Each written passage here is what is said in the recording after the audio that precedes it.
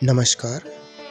आज के इस वीडियो में हम लोग ग्राम के बारे में चर्चा करेंगे। भारतीय शास्त्रीय संगीत में ग्राम क्या होता है, ग्राम किसे कहते हैं। ग्राम स्वर समूह स्यात् मूर्छनादे समाश्रयः।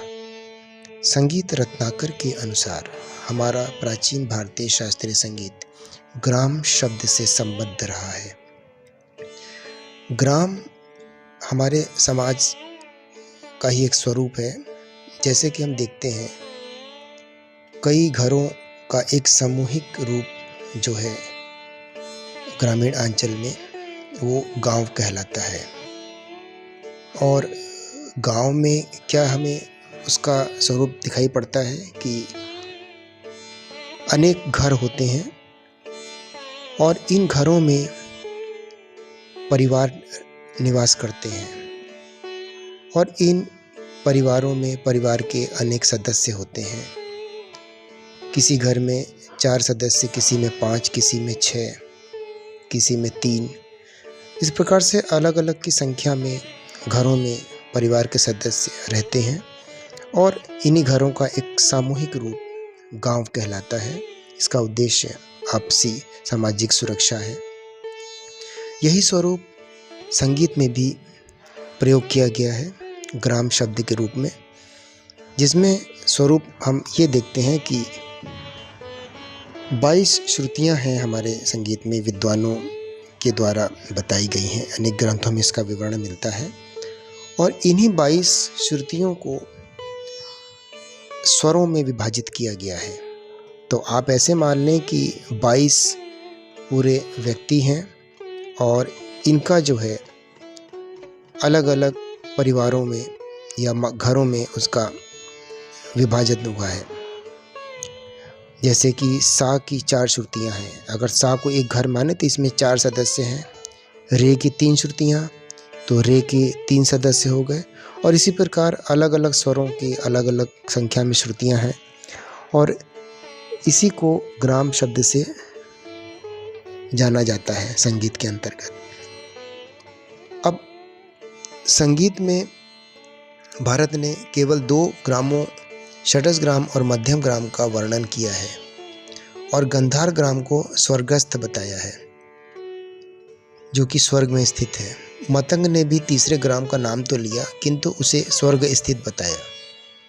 इसके बाद अन्य लेखकों ने तीसरे ग्राम की खोज की चेष्टा नहीं की और 3 ग्रामों का उल्लेख करते हुए गंधार ग्राम के लोप होने की बात कही।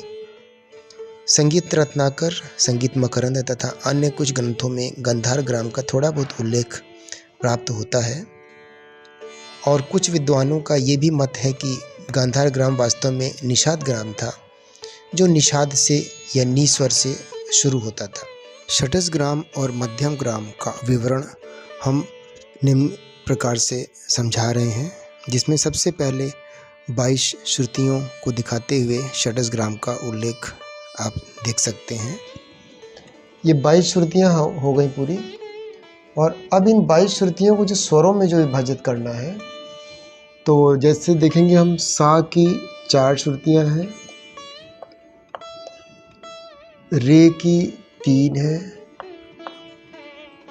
ग की 2 है, म की 4 है, प की भी 4 है, धा की 3 है और नी की 2 है।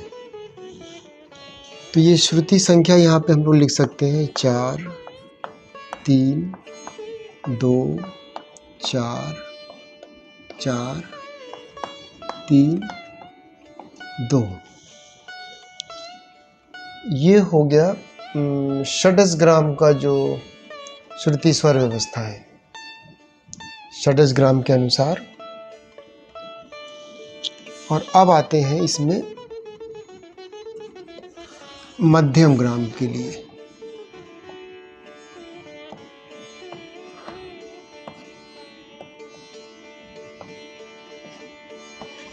मध्यम ग्राम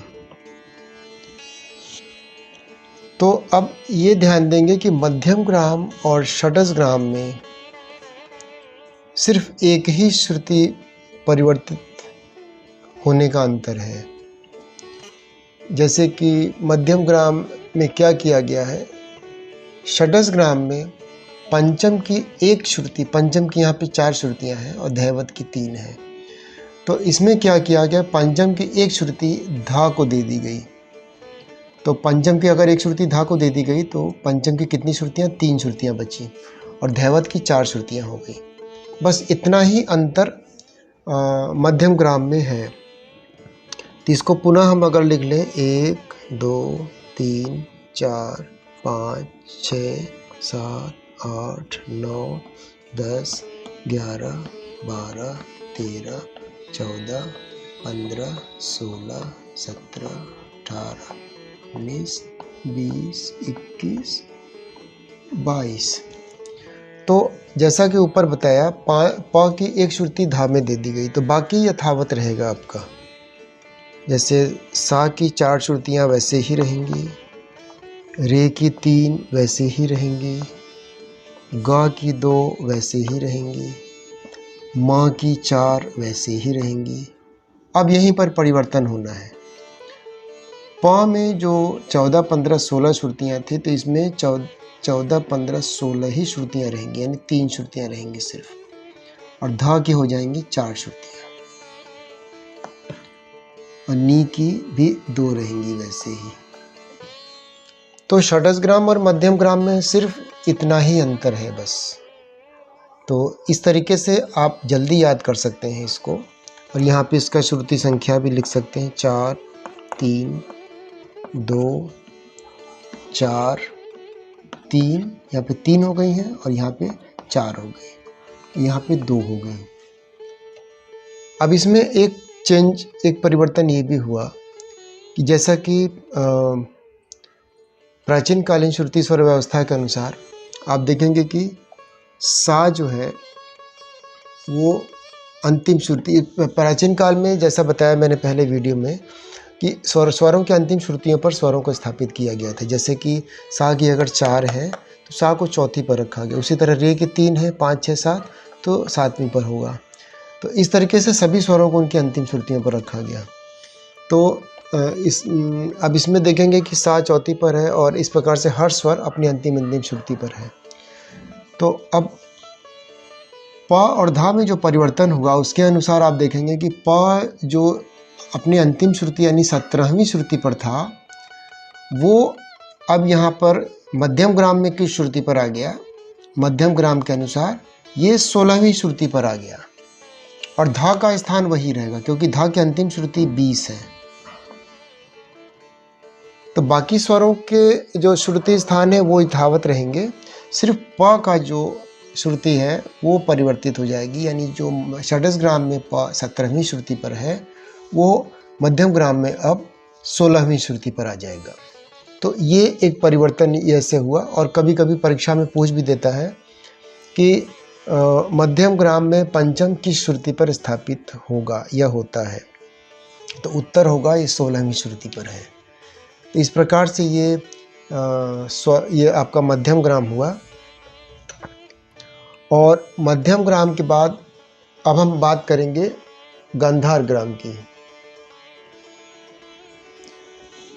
गांधार ग्राम में क्या किया गया, गांधार ग्राम में बताया गया कि सभी स्वरों की 3 श्रुतियां हैं निषाद स्वर को छोड़ करके। इसमें यानी कि सा की 3 श्रुतियां हैं, रे की 3 श्रुतियां हैं, गा की 3 श्रुतियां हैं, माँ की 3 श्रुतियां हैं, पा की 3 श्रुतियां हैं, धा की 3 श्रुतियां हैं, और जो 19 20 21 22 नी की ही सिर्फ 4 श्रुतियां बताई गई हैं,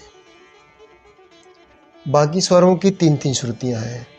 तो ये गांधार ग्राम का विवरण इस प्रकार से जो प्राप्त होता है, और बताया गया कि गांधार ग्राम स्वर्गस्थ है, तो वो प्रयोग में नहीं है, इसलिए उसकी गणना या उसकी चर्चा बहुत ज़्यादा नहीं की जाती है।